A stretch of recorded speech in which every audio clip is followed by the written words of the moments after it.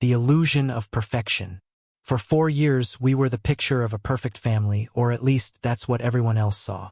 Amelia and I had met back in our university days, and what started as a casual friendship quickly evolved into something more. She was funny, smart, and had this way of making everyone around her feel special. When I was with her, I felt like I'd finally found the person I was meant to spend my life with. We moved in together a year after we started dating, and before long we were married. Our daughter, Lily, was born just a year later. She was the spitting image of Amelia, with her bright green eyes and the same soft curls that framed her face in such a perfect way. I used to joke that Lily was Amelia's clone, but she had my stubbornness, no doubt about that. From the moment she arrived, Lily became the center of our world. Everything seemed to click into place after Lily was born. I'd come home from work to find Amelia playing with her on the living room floor, the sound of Lily's laughter echoing through the house. Those moments were like snapshots of what I'd always dreamed family life would be. I'd watch them from the doorway for a few seconds, feeling this deep sense of pride in the life we'd built together. We hosted dinners often. Amelia loved having people over, and our house became the hub for family gatherings. My parents lived just a short drive away, and we saw them frequently. My dad, David, was my role model in so many ways. He'd been married to my mom, Caroline, for over 30 years, and even after all that time, they seemed to genuinely enjoy each other's company. If I was half the husband my dad was, I figured I was doing all right. Our family gatherings were always lively affairs, barbecues in the summer, holiday dinners in the winter. Lily was the star of every event, doted on by grandparents, aunts, uncles, and cousins. Amelia was always at the center of it all, hosting with her natural warmth and charm. She was the glue that held everything together, making sure everyone was comfortable, that the food was perfect, that Lily was the happiest little girl in the world. Life wasn't perfect, of course. No marriage is, but I thought we were solid. We had our routines. I worked long hours to provide for us, while Amelia stayed home to take care of Lily. I was grateful that she could be there with our daughter, giving her the attention and love I couldn't during the day. There were moments, though, where I'd catch Amelia looking tired, almost distant. I chalked it up to the exhaustion of raising a toddler. Sometimes, I noticed she was quieter than usual, or she'd seem distracted, her phone lighting up with messages that she'd glance at and quickly put away. I didn't question it. Why would I? We had a good life, a beautiful daughter, a home filled with love. Whatever was going on in her mind, I figured it was just the stress of motherhood. Everyone told me that having kids was hard on a marriage, and I believed we were just experiencing the normal ups and downs that came with raising a child. That illusion of perfection started to crack during one of our annual summer barbecues. Every year, we invited both sides of the family, Amelia's parents, my parents, cousins, siblings, and friends, to our home. It was tradition, something I looked forward to every summer. The grill would be fired up, kids would be running around in the backyard, and the air would be filled with laughter and the smell of grilled meats. That year's barbecue started like any other. Amelia had outdone herself, preparing all of Lily's favorite snacks and making sure everything was perfect. She wore this light yellow sundress that day, and I remember thinking how beautiful she looked, glowing under the afternoon sun as she fluttered from one group of guests to another. She always had a way of making everyone feel welcome, like they were the most important person in the world. My dad arrived late, which wasn't unusual for him. He had a habit of running behind, always tied up with some last-minute work call or errand. But when he finally showed up, I noticed something strange. Maybe it was the way Amelia's eyes lit up when she saw him, or the way she rushed over to greet him, leaving the conversation she was having with my mom mid-sentence. I brushed it off, thinking nothing of it at the time. After all, it was just my dad. The afternoon rolled on, and as the sun began to set, I noticed that Amelia and my dad had disappeared. I was inside putting Lily to bed. She'd finally worn herself out after running around with her cousins all day. When I came back out, they were sitting on the back porch together, talking quietly. From a distance, it looked innocent enough. My dad leaned back in his chair, a beer in hand, while Amelia sat cross-legged beside him, laughing at something he said. Still, There was this gnawing feeling in the pit of my stomach that I couldn't shake. I told myself I was overthinking it. Of course, Amelia and my dad were close. He treated her like a daughter, always telling me how lucky I was to have found someone like her. So why was I suddenly feeling jealous? It was ridiculous. Amelia loved me, we had Lily, we had a good life. I had no reason to doubt her. The night ended without incident. Everyone left, full and happy, and Amelia and I cleaned up in comfortable silence. As we worked side by side, I pushed the strange feelings from earlier to the back of my mind. Maybe it was just the stress of hosting such a big event that was making me anxious. Or maybe I was just tired. Over the next few weeks, though, I started to notice more of those small, unsettling things. Amelia seemed to be on her phone more often, her face lighting up when certain messages came through. She didn't volunteer much about what was keeping her so busy, and when I asked, she'd brush it off with a vague, just talking to friends. She was always quick to change the subject, and I didn't press further. I didn't want to be that paranoid, controlling husband. Besides, nothing in our daily life had really changed. We were still a family, still happy, weren't we? But something about that night, the barbecue, the way Amelia had looked at my dad, the way they'd laughed together on the porch, stuck with me. I tried to shake it off, to convince myself that I was imagining things. After all, this was my dad. He loved my mom, and Amelia loved me. There was no way anything was going on between them. Still, that unease lingered. It was a quiet, persistent feeling in the back of my mind, one I couldn't quite ignore, no matter how hard I tried. And then, the cracks in our perfect life began to deepen. The hidden signals. After that barbecue, life slowly returned to its regular rhythm, but things between Amelia and me felt off. It was hard to put my finger on it, but there was a change, a subtle shift in the air that I couldn't ignore. Amelia was still the same loving mother to Lily, still the same kind and attentive wife, but there were small moments that felt different. I convinced myself it was just stress, the pressures of raising a toddler, or maybe even the monotony of everyday life catching up with us. After all, every marriage has its ups and downs, right? But those small moments kept piling up, like puzzle pieces that didn't quite fit together. Amelia was always good with my parents. My mom adored her, and my dad treated her like part of the family from day one. He'd always compliment her on the way she managed the house, how well she was raising Lily, and how lucky I was to have such a perfect wife. In the beginning, I loved hearing that. Who wouldn't? It reaffirmed what I already knew. Amelia was amazing. But as the weeks passed after the barbecue, I started feeling uneasy about how frequently my dad was around. It seemed innocent enough at first. He'd drop by unannounced, saying he was in the area and thought he'd stop by for a cup of coffee or to see Lily. And why not? He was her grandfather, after all. I welcomed his visits, but I couldn't ignore how often he chose to come over when I wasn't home. I'd come back from work to find them sitting together in the kitchen, talking like old friends. Sometimes Lily would be with them, but other times she'd already be napping. "Your dad stopped by again today," Amelia would say casually, like it was no big deal. "Oh yeah," I'd respond, trying to act like it didn't bother me.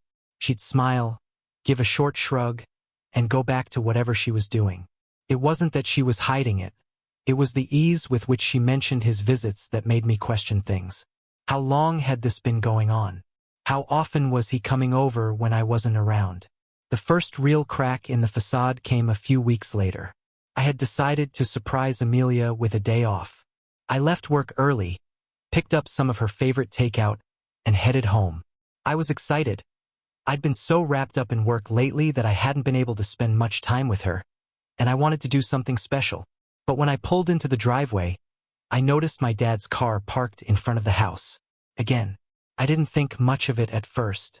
He was probably just stopping by to see Lily, maybe helping Amelia out with something around the house. I tried to convince myself it was perfectly normal, but there was that familiar gnawing feeling in the pit of my stomach again.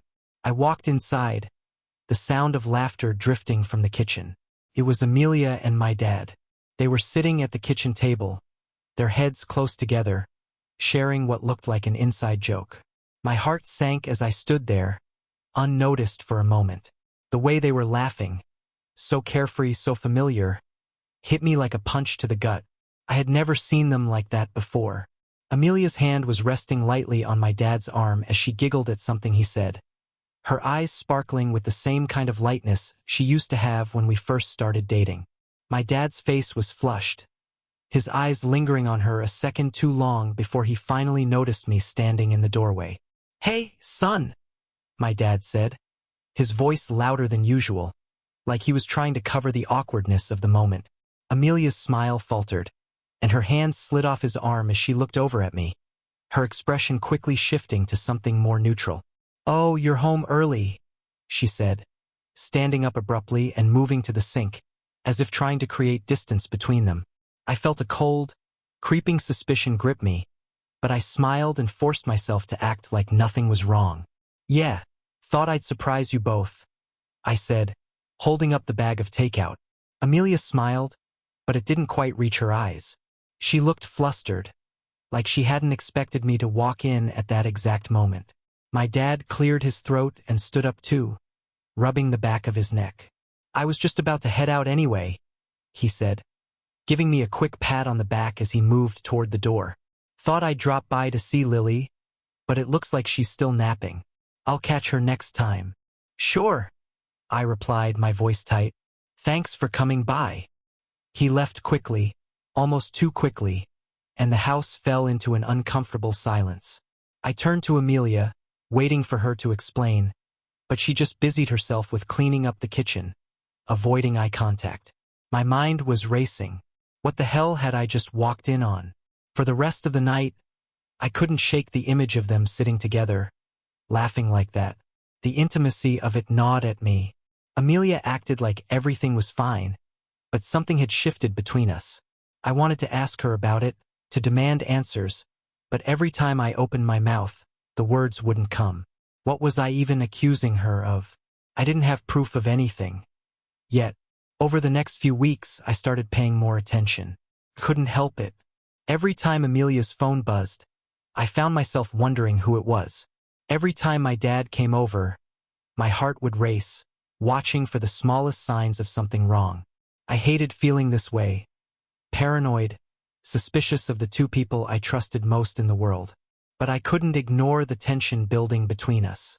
And then, one evening, it all came to a head. Amelia was putting Lily to bed when her phone buzzed on the kitchen counter. She had left it unlocked, and for the first time in our entire relationship, I gave in to the temptation to look. My hands shook as I picked it up, my stomach churning with guilt even before I saw the message. It was from my dad. "That was fun earlier. Can't wait to see you again. Same time tomorrow." My heart stopped. I stared at the screen, the words blurring together as the room seemed to close in around me. What the hell was this? My dad? Amelia? Suddenly, all the pieces clicked into place. The frequent visits, the laughter, the way they acted around each other. My worst fears were staring me in the face, confirmed in one simple message. I felt like the ground had been ripped out from under me, like everything I believed about my life was a lie. I stood there, gripping her phone, trying to make sense of what I had just seen. I wanted to scream, to throw the phone across the room, but I couldn't move. My mind was racing, my heart pounding. How long had this been going on? How could she do this to me? How could he? The sound of Amelia's footsteps coming down the hallway snapped me back to reality. I shoved the phone back onto the counter and forced myself to breathe, my hands trembling as I tried to compose myself. She walked into the kitchen, smiling softly, unaware that my world had just collapsed around me. "You all right?" she asked, noticing the tension in my face. I swallowed hard, trying to force a smile. "Yeah," I lied. "Just tired." But inside, I was anything but tired.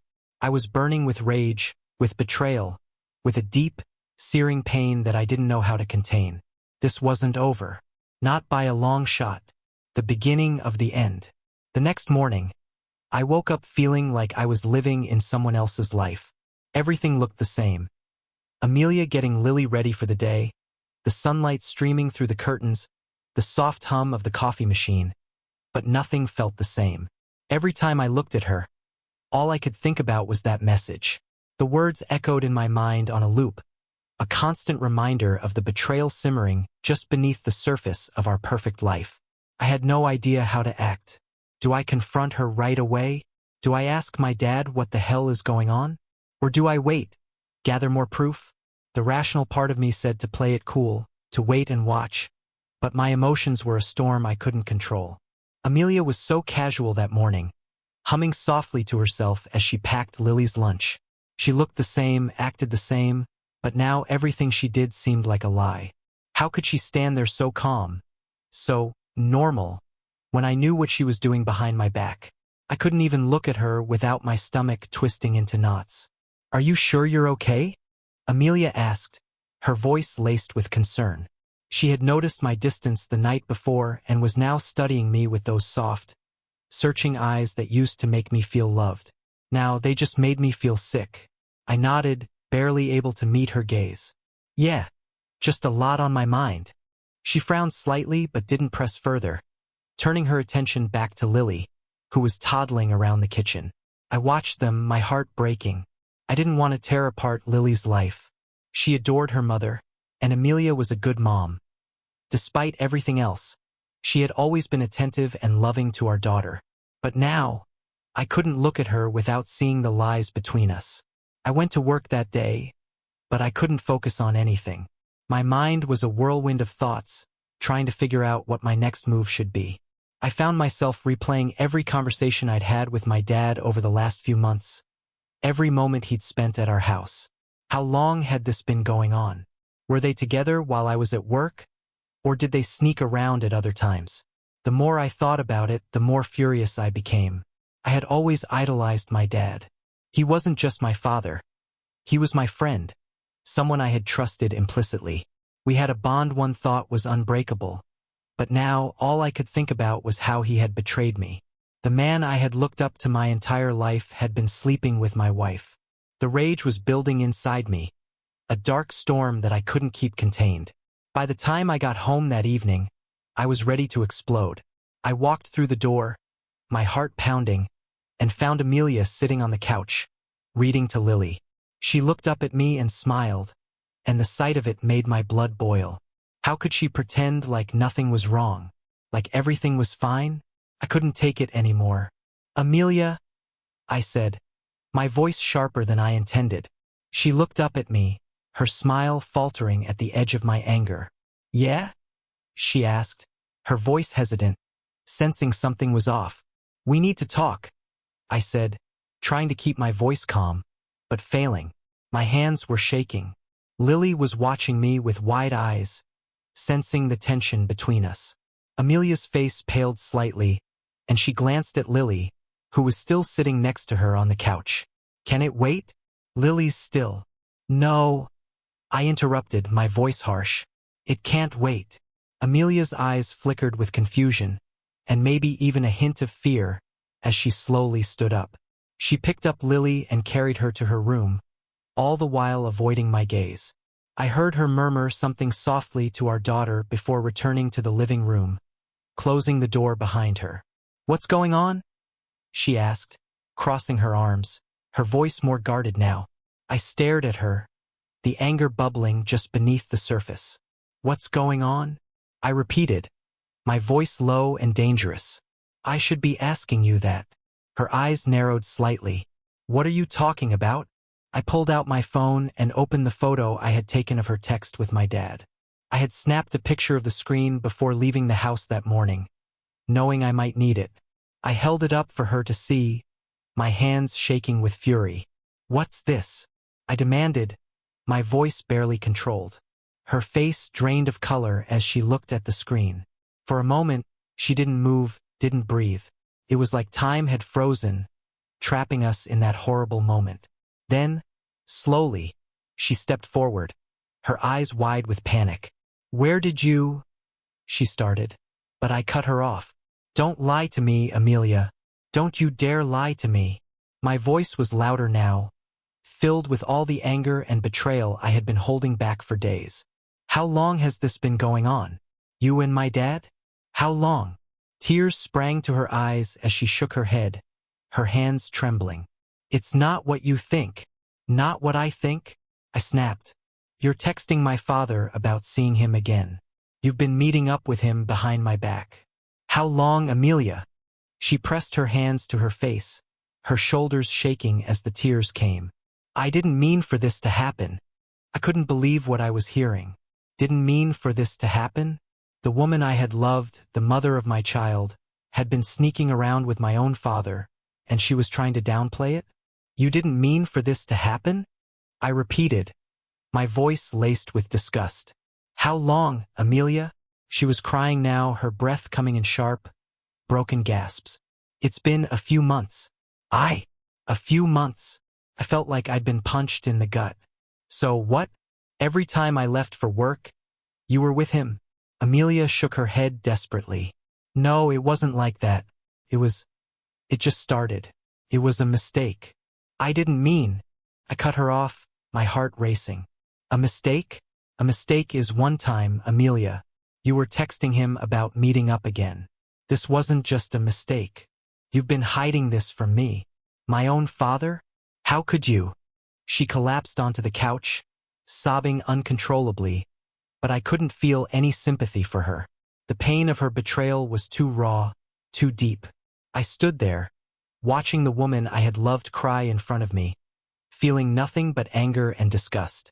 I trusted you, I said quietly, my voice barely above a whisper. You were my everything, Amelia, and you do this? With him? I'm sorry, she whispered through her tears, but the words felt hollow, meaningless. I don't care, I said coldly. It's over. Her head snapped up, her tear-streaked face filled with panic. What? No, please, we can. There's nothing left to fix, I said, my voice hard. You've destroyed it all. She reached out for me, but I stepped back, shaking my head. I couldn't even stand to look at her.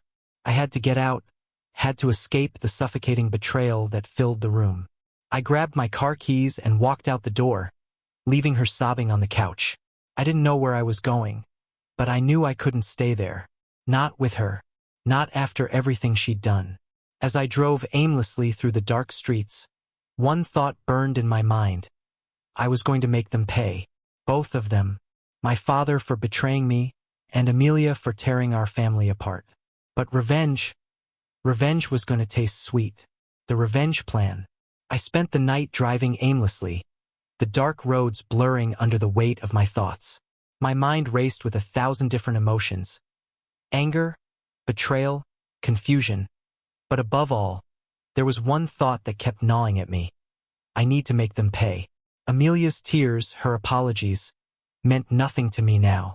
The image of her sitting there on the couch, sobbing like she was the victim, was burned into my memory. But I wasn't going to let her get away with it. Not her, and certainly not my dad. My father. The betrayal from him stung worse than anything else. He was supposed to be my hero, the man I looked up to. How could he look me in the eyes all those months, all those family dinners, and lie to me so easily? He had watched me build a life with Amelia, a family, and he still thought he could sneak behind my back and sleep with my wife? The thought of it made me sick. I pulled over into an empty parking lot and sat there in the quiet darkness, my hands gripping the steering wheel so tight that my knuckles turned white. I needed a plan. Confronting Amelia had felt satisfying in the moment, but it wasn't enough. There was no way I was just going to walk away and let her and my dad destroy everything we had built without consequences. But what kind of revenge could I even get? I couldn't stand the thought of hurting Lily in any way. She was innocent in all of this, and I had to protect her. No matter what I did, I knew my daughter had to come first. But Amelia? She didn't deserve to come out of this unscathed. And my dad? He needed to feel the same pain he had caused me, to know what it felt like to have his life ripped apart by someone he trusted. That's when the idea hit me. A dark, twisted thought that had been simmering in the back of my mind since the moment I read that text message. Amelia's mom, Patricia. She and my dad had been married for over 30 years, and they seemed like the perfect couple. Kind, loving, always there for each other. Patricia had been a second mother to me since I was a kid. We had always gotten along, and she adored Lily. But the truth was, she and my dad weren't as perfect as they seemed. I had overheard them arguing a few times when we'd visit for dinner, quiet whispers about growing apart, about my dad working too much, about how they barely talked anymore. If there was one way to hurt my father, it would be to shatter the illusion of his perfect marriage. And what better way to do that than to get close to Patricia? Maybe even too close. The thought of it made me feel twisted inside, like I was sinking to their level, but I couldn't shake the need for revenge. This wasn't just about hurting my father, it was about taking back control. I was tired of feeling like I was a victim, like everything was happening around me while I stood there helpless. This was my chance to turn the tables. But I had to play it smart. Patricia and my dad were coming over the following weekend for dinner. It had already been planned weeks ago, and I wasn't about to cancel it. Amelia didn't know it yet, but I had no intention of letting that night pass without setting my plan into motion. The next few days passed in a blur. I barely spoke to Amelia. She tried, of course, coming to me in tears, pleading with me to talk, to work things out. But I couldn't even look at her without feeling that burning rage all over again. Every time she opened her mouth to apologize, I saw the two of them together, laughing behind my back, sharing stolen moments while I was out working to provide for them. At night, I slept on the couch. Amelia would come downstairs and sit quietly in the dark, watching me with tear-streaked eyes, but I refused to engage. I didn't care about her guilt or her regret. She had made her choices, and now she had to live with the consequences. The day of the dinner arrived sooner than I expected. I had barely spoken to my father since discovering the affair, and the thought of sitting across from him at the dinner table made my skin crawl. But I forced myself to push the anger down, to keep my face calm. I couldn't let him see what was coming. When they arrived, Amelia greeted them at the door. Her face was pale, her hands trembling slightly as she exchanged pleasantries with Patricia. But my dad? He acted like everything was normal. He smiled at me as if nothing had happened, as if he hadn't been sleeping with my wife behind my back. I played along, shaking his hand, forcing a smile. Dad, Patricia, glad you could make it. Patricia hugged me tightly, oblivious to the tension that crackled in the air. It's so good to see you, sweetheart, she said warmly, her arms wrapping around me. I hugged her back, but as I did, I caught my dad's eyes over her shoulder. His smile faltered for just a moment, as if he sensed something was wrong, but it was gone just as quickly. Amelia had prepared dinner, but the atmosphere was tense. I could barely get a bite down, and Amelia wasn't eating at all. She glanced at my father occasionally, her eyes filled with guilt and fear. She was terrified that I'd expose their secret, and I wanted nothing more than to watch her squirm under the weight of it. After dinner, I suggested that Patricia and I take a walk around the block. It's been a while since we've caught up, Patricia, I said, giving her a warm smile. I'd love to talk. She looked at me, surprised but pleased. Of course, that sounds nice, she said, standing up from the table. My dad's eyes flicked between us, but he said nothing. Amelia looked like she was about to protest, but I shot her a look that silenced her immediately. She knew better than to interfere. As Patricia and I stepped outside into the cool evening air, I could feel my heart pounding in my chest. This was it, the start of my plan. We walked slowly down the street, the sound of crickets filling the silence between us. I could feel her glancing at me, sensing something was off, but she didn't say anything at first.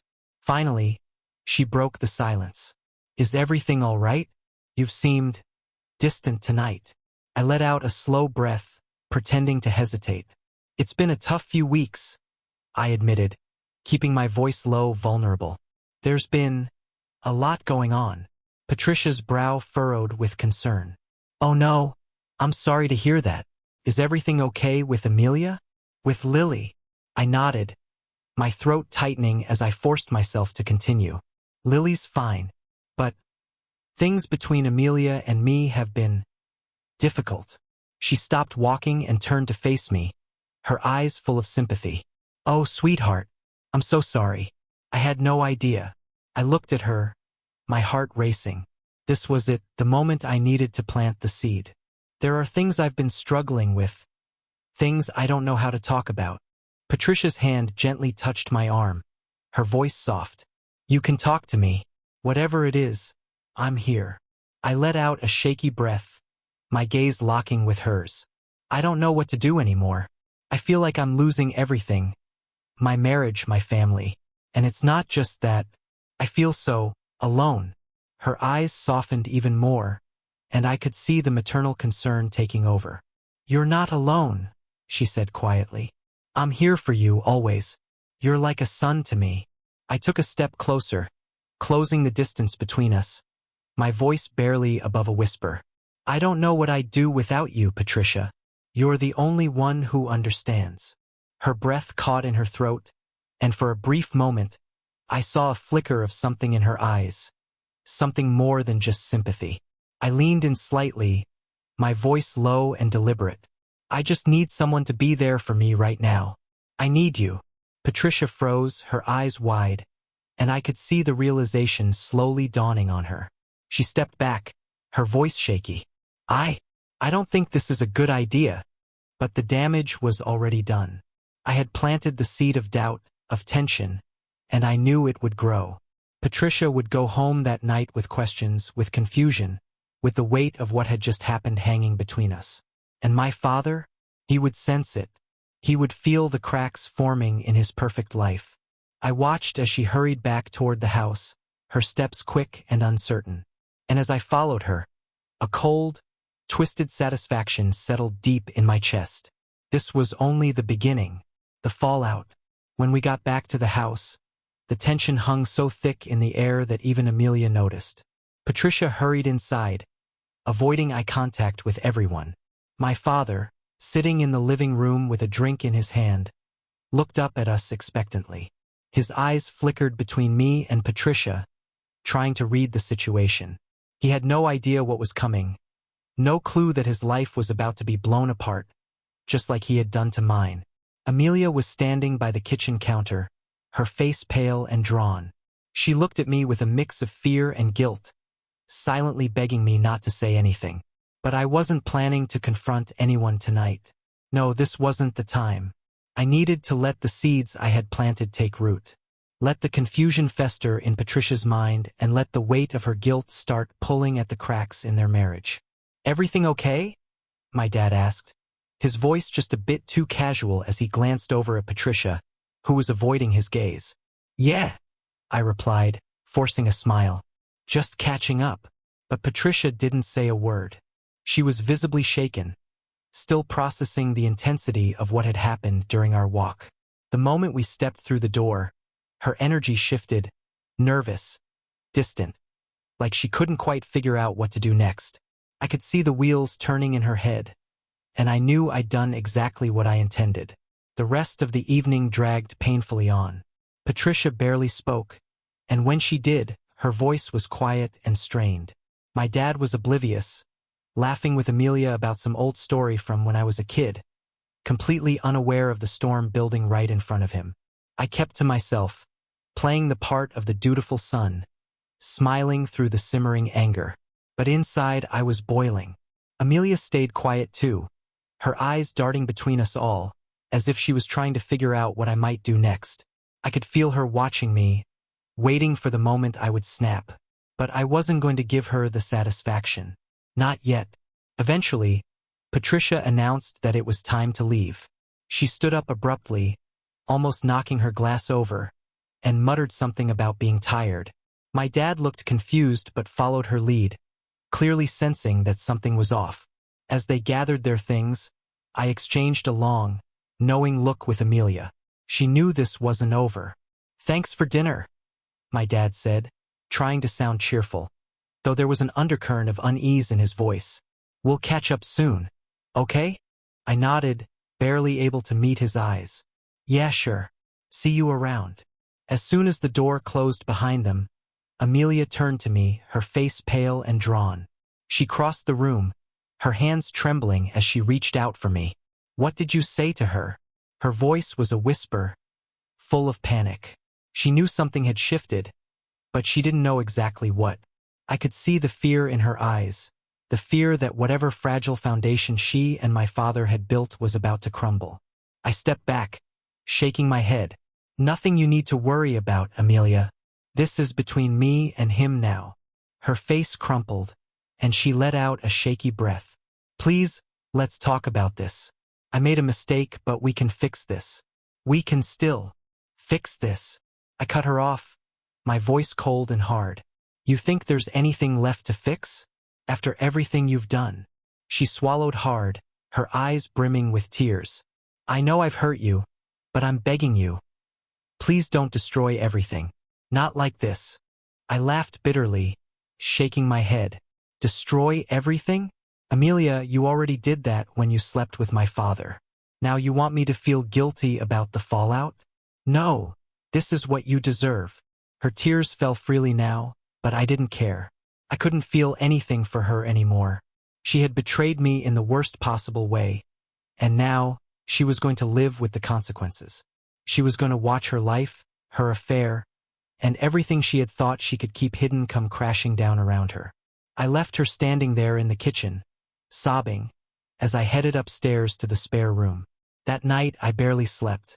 I was consumed with the weight of my revenge and the satisfaction of watching my plan unfold. But beneath it all, there was something else.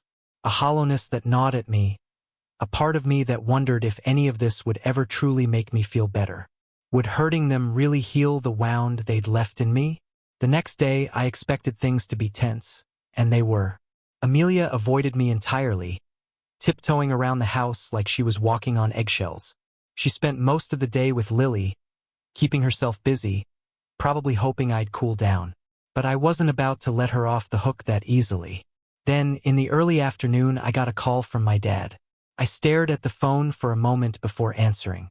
My heart pounded as I held it to my ear, waiting for whatever excuse or lie he was about to throw at me. "Hey, son," he said, his voice strained. "Can we talk?" I knew this was it. I had gotten to him. "About what?" I asked, keeping my tone even though my heart was racing. "Something's wrong with Patricia," he said quietly. "She's been acting really strange since last night. She won't talk to me. I don't know what's going on, but I think it has something to do with you." I smiled to myself. Perfect. Why would it have anything to do with me? I asked, feigning ignorance. Maybe she's just tired. There was a long pause on the other end, and I could practically hear the gears turning in his head. "Son," he said, his voice more serious now. "Please, if you know something, you need to tell me. I'm worried." I clenched my jaw, gripping the phone tightly. This was the moment I had been waiting for. "Maybe Patricia's starting to realize she deserves better," I said coldly. "Maybe she's seeing through all your lies." He didn't respond right away. I could hear him breathing, trying to process what I was saying. Then, his voice dropped, full of confusion and fear. "What the hell are you talking about?" I let out a bitter laugh. "I know about you and Amelia, Dad. I know everything." There was a deafening silence on the other end of the line. He didn't speak.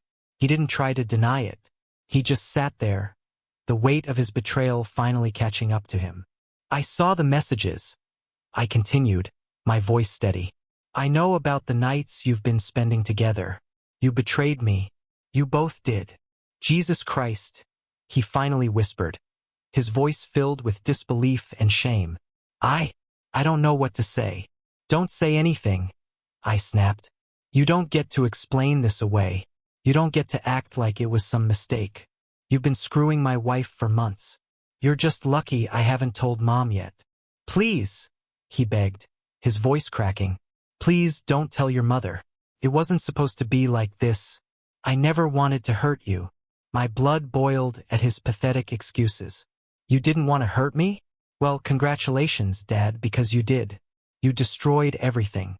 And now you're going to watch it all fall apart." He was silent again, probably too stunned to respond, but I wasn't done. "You know what the worst part is?" I continued, my voice filled with venom. "I trusted you. I looked up to you. And you repaid me by sleeping with the woman I love." "Son, I'm so sorry," he started, but I cut him off again. "Save it. You don't deserve my forgiveness, and you sure as hell don't deserve Mom's. But don't worry, I'll let her know soon enough." There was nothing left to say. I hung up the phone, my hands trembling with anger, and threw it onto the couch. My heart was pounding, my chest heaving as the weight of everything I just said hit me.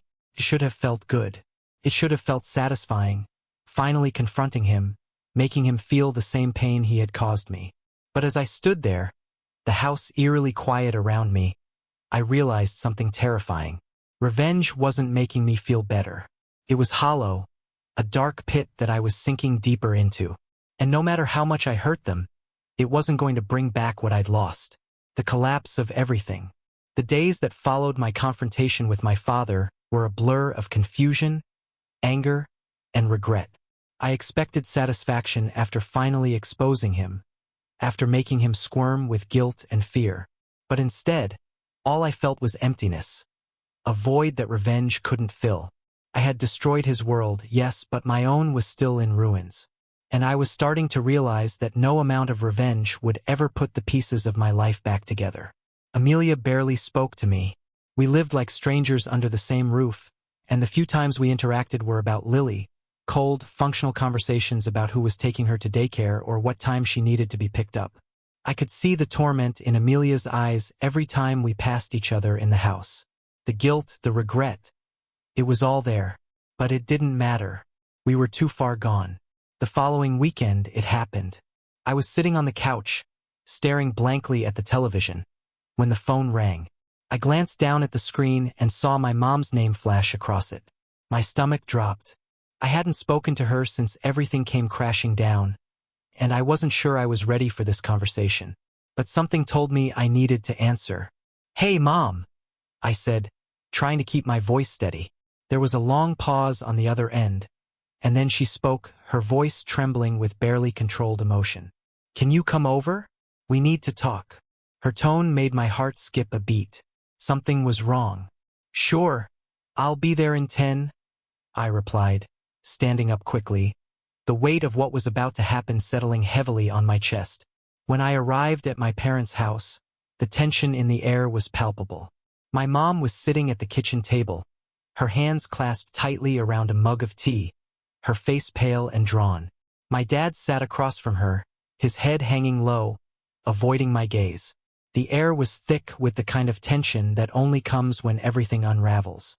"I know," my mom said quietly, her voice barely a whisper. "I know everything." My heart pounded in my chest. So this was it. The moment everything truly fell apart. I sat down slowly, not sure what to say, not sure how to make any of this better. I had wanted revenge, but seeing my mom, so broken, so hurt, made me feel like I had crossed a line I couldn't come back from. How did you find out?" I asked, my voice barely above a whisper. She looked at me, her eyes filled with a deep, painful sadness. "Patricia, she called me this morning. She said you two had a conversation." I swallowed hard, my mind racing back to that night when I had planted the seed in Patricia's mind. I hadn't expected things to unfold this quickly, but apparently, Patricia had pieced things together, maybe even suspected something all along. I had to tell her, "Mom," I said, my voice shaking. I had to tell someone the truth. My dad didn't look up, didn't try to explain. He sat there, defeated, a shell of the man I had once admired. The weight of his betrayal had finally caught up to him, and now, he was sitting in the wreckage of everything he had destroyed. "I don't know what to say," he finally muttered, his voice thick with guilt and shame. I didn't mean for this to happen. I swear, I didn't mean to hurt you." "Then why did you?" I asked, my voice breaking. "Why did you do it? You were my father. You were supposed to be better than this." He looked up at me, his eyes filled with regret. "I don't know. It just happened. I lost myself, I guess. I didn't think. I should have stopped it. But I didn't." My mom stayed silent, her eyes locked on the table in front of her, her hands shaking as she gripped the mug in front of her. I could see the pain etched into every line of her face, the hurt that no apology could ever heal. "Is this it?" she asked finally, her voice fragile. "Is this the end of us?" It was a question for my father, but I felt the weight of it in my chest too. The end of us. The end of our family as we knew it. I didn't have an answer for her. My father hesitated for a long moment before finally speaking, his voice small, broken. I think it is. The silence that followed was unbearable. My mom didn't cry, didn't scream. She just sat there, staring at the man she had spent over 30 years with, as if she were seeing a stranger for the first time. My dad hung his head, his hands trembling on the table in front of him, knowing he had lost everything. I'm filing for divorce, my mom said quietly, her words slicing through the air like a knife. I can't do this anymore. And just like that, the final piece of my father's world fell apart. The next few weeks were hell. My dad moved out of the house, and my mom started the process of filing for divorce. I barely spoke to either of them. The man who had raised me, who had taught me how to be a man, was gone. And in his place was a broken stranger.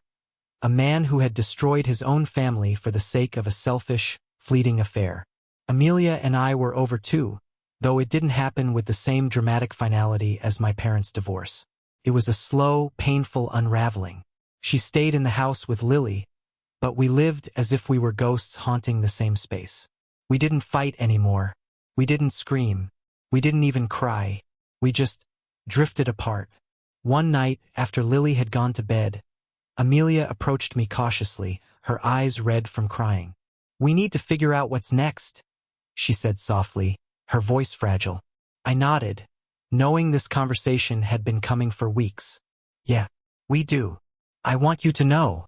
I'm sorry, she whispered, her voice trembling. For everything. I never wanted to hurt you. I stared at her for a long moment, the weight of everything we'd been through settling heavily between us. I had loved her once, so deeply that I thought nothing could ever tear us apart. But now there was nothing left, just the hollow remains of a broken marriage. I know, I said quietly, but it's too late. She nodded, her eyes filling with tears again. I know. We talked about what our separation would look like. We agreed to share custody of Lily, though the idea of splitting time with my daughter felt like another knife to the heart. But there was no other way. I couldn't stay in this house with Amelia, pretending we could fix something that had been irreparably broken. I moved out a few weeks later. The house felt cold and empty as I packed my things, the silence between Amelia and me deafening. She helped me load a few boxes into the car, her face streaked with tears as we stood awkwardly in the driveway, unsure of what to say. Take care of her, I said, my voice thick with emotion. I will, she whispered, her voice breaking. And you too. You'll always be her father. I nodded, though the words didn't feel like enough. Nothing felt like enough. As I drove away from the house that day, I thought about everything that had happened. The lies, the betrayal, the revenge. I had wanted to hurt them, and I had. But in the end, I was left with nothing but the wreckage of what had once been a life I thought was perfect. Revenge didn't heal anything. It didn't fix the damage, didn't take away the pain. It only left me feeling emptier than before. And as the dust settled, all I could think about was the future, about how I would rebuild, how I would move forward. I had lost so much, but there was still one thing I could hold on to. Lily. She was the only thing that mattered now. And somehow, I had to find a way to give her the life she deserved, even if it meant doing it alone. As the weeks turned into months, I slowly began to pick up the pieces. I found a new place, a small apartment not too far from where Amelia and Lily lived. I spent as much time with my daughter as I could, cherishing every moment we had together. She was my anchor in the storm, the one pure, innocent thing that hadn't been tainted by the lies and betrayal that had torn my life apart. My mom and I grew closer too, finding comfort in each other as we navigated the aftermath of my father's betrayal. She had always been strong, and even now, in the face of her divorce, she remained resilient. But I could see the pain in her eyes, the quiet heartbreak that came from losing the man she had spent her entire life with. And my father? I didn't speak to him again, not after that day. He tried to call, tried to explain, but I wasn't interested in hearing it. I didn't know if I ever would be. Maybe one day I'd be able to forgive him, but for now the wound was still too raw. As for Amelia, she and I maintained a civil relationship for the sake of Lily. We weren't friends, but we weren't enemies either. We both loved our daughter, and that was the only thing that mattered. The days of being a family were over, and we had both come to accept that. But in the end, as I stood there on a sunny afternoon, watching Lily run around the park, laughing and playing, I realized something important. I had lost so much, yes, but I hadn't lost everything. And somehow that was enough.